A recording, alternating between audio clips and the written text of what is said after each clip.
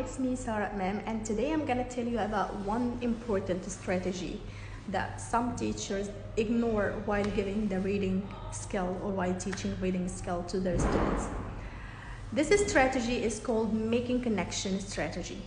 Actually, it's very important to train your students on how to connect the text they are reading to their life, because basically students are learning to connect between what they are studying and between their life and to apply this in their real life.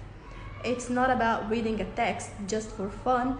Sometimes they need to read to gain information and to connect this to their own life, to apply it in their own life and to add in their own experience. The first type of making connection is called connecting text to self.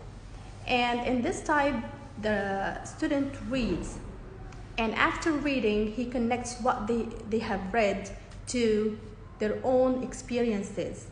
Like, for example, once I was reading a story about a girl that was being bullied by everyone, and she was having bad time and hard time during her break because of one girl that was bullying her. And this actually reminded me of an old experience that I witnessed with myself. While I was a kid, someone was bullying me during the break time. And this really reminds me and made a flashback for what I have been through when I was a kid. The second type of making connection is to connect the text to another text you have read before. Sometimes we read something and we feel like we have read this before, or we have seen this story before. Maybe this character resembles another character we read about in another story. And this happens and this really happened to me when I was reading a story that was called, let me check it because I forgot the name. It was called What Do You Do With a Problem? Actually, the main character in this story was a boy that was trying to find solutions for his problems, is trying to find answers for his questions. He never gave up and he kept trying and trying till he managed to find answers for what he was looking for. This main character reminds me with another character that was in another story that called The Magnificent Thing. The girl was having the same characteristics and same personality traits.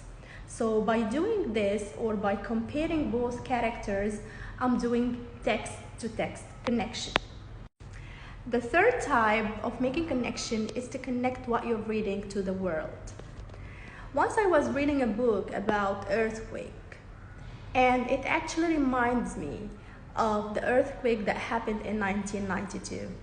And I started to remember as if it's a flashback, or as if it's a video in front of my eyes, what happened during that day.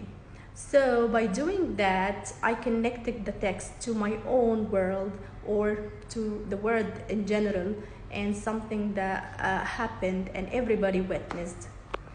Okay, that was all for today. Thank you for watching the video and wait for more. Bye bye.